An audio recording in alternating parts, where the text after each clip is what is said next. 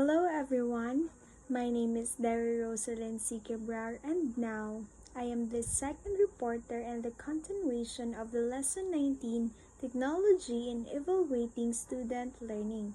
So the assigned topic of mine is the quiz generating application. The quiz generating application is an online application that allows to conduct of student-based formative assessment in a fun and engaging way for students and all ages. The example of this is the Quizlet, Google Forms, Quizzes, and Typeform.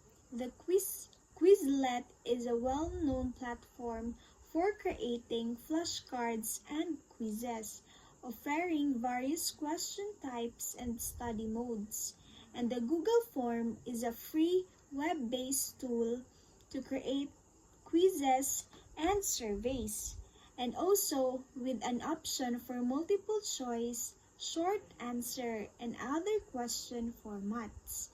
While the Quizzes is an interactive platform that allows creating engaging quizzes with a real-time feedback and leaderboards suitable for both learning and entertainment.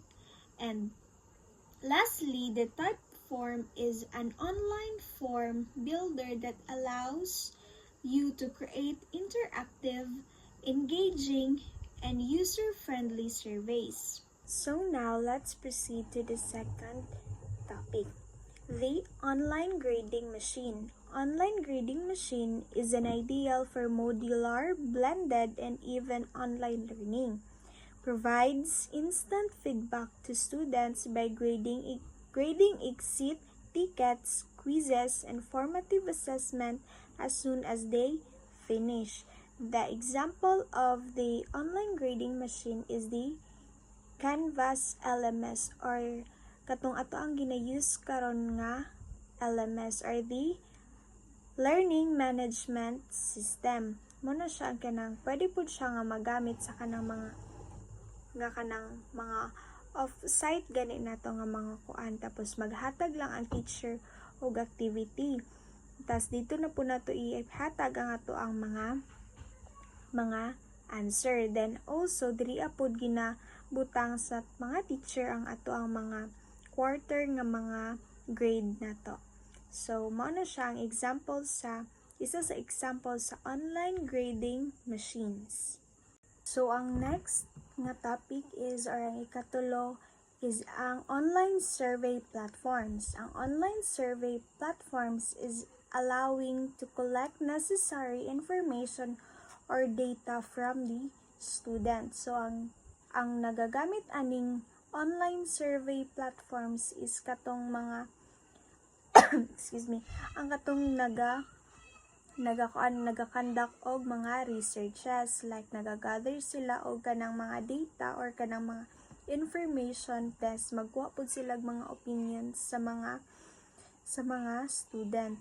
Diba naka-experience, I know nga naka-experience na tatanan aning online survey platform. So ang example sa online survey platforms is ang paggamit og kaning Google Form gihapon. Mo na siya ang isa pod sa example sa online survey platforms.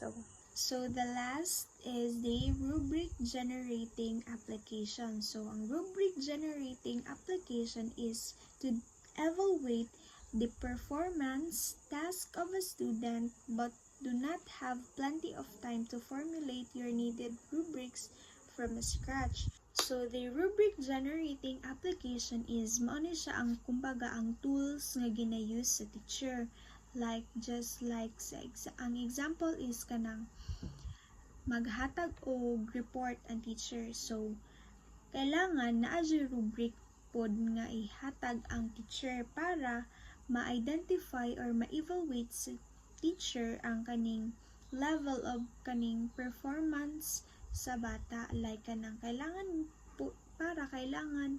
naay kumbaga naay basis ang bata nga kanang kailangan niya i-achieve ang kana nga points or kana nga percent sa performance niya. So by using rubrics pod is kanang makakuan jud siya og kanang dili bias ang pag-grade sa teacher. Kay tungod naaman siya kaning namay gihatag nga rubric ang teacher para sa katong tanan nga mag-report is